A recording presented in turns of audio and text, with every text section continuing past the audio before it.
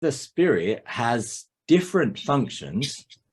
If you look at the sort of spirit, soul, body gateways thing, the spirit has different functions from the soul in intuition and fear of God and reverence and faith and those type of functions. So I think the spirit, when we then, well, as we are now, spirit, soul, and body, they're obviously, all of those gateways are designed, you know, for me, they're not really gateways per se. They are, I think, functioning abilities within spirit and soul that work together. The gateways picture is just a way of seeing how they can interact, and there can be a flow from the inside into our being. But in reality, I would say that the functions of the spirit are there to complement the functions of the soul, and when they work together, they work seamlessly and perfectly. So this, like, the mind is not supposed to function independently of the spiritual sense of revelation or intuition.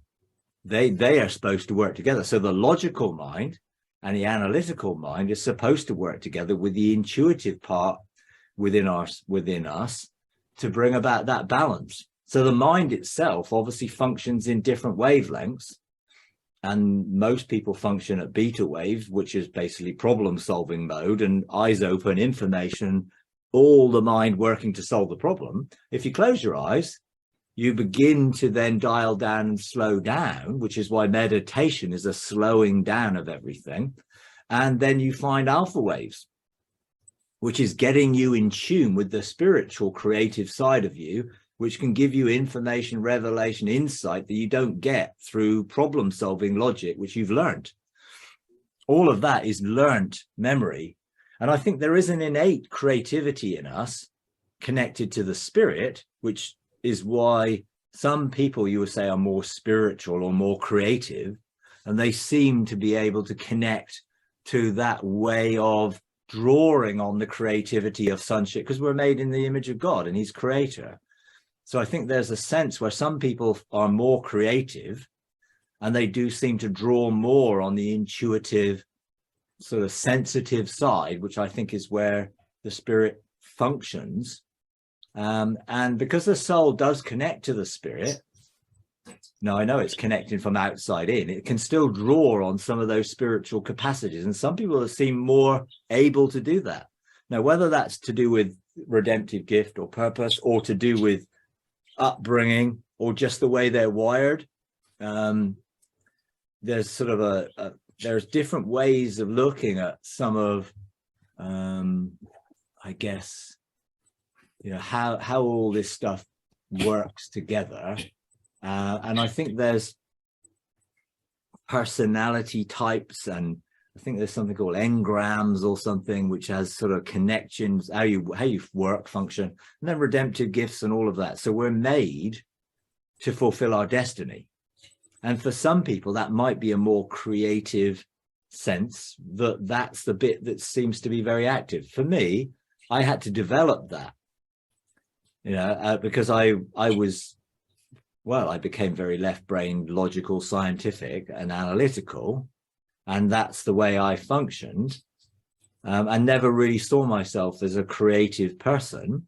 So I never really thought of art or music or any of those type of media, you know, because it just didn't seem to fit. But when my right side of my brain really started to get active, when I first started to engage God in heaven, that was really the side of things which began to blossom. So I began to be more, I said, sensitive, creative, reflective, intuitive, and able to draw on my alpha waves and slow everything down to draw on creative ideas. So I suddenly started to do things and be able to do things without it being memory, more inspiration, I guess. And all of that has developed more and more and more to give yourself both. You don't want no logic, reasoning capacity. Otherwise, you're all just going to operate probably on emotional thought, which sometimes is not always the best thing. You've got to put that into the context of what we learned in life. So we need a balance between left and right brain and how we function. You know, you can't do a math problem and just guess and hope for the best. You go work it out, you know. Now, some people are wired to just know maths, particularly those people you would call, you know, sort of maybe on the autistic scale, who have, you know, some sort of focus on one area, and they can do any calculation of anything instantly because they seem to be able to focus very clearly on that whole thing, and it isn't logic and it isn't learned. So I do think that's part, and I think all of us have the potential for all of that, but we've lost touch to it all, and most people function only with soul, memory, and learned reasoning, rather than intuitive reasoning that goes with the learned stuff, so that we can come to a really good perspective on things.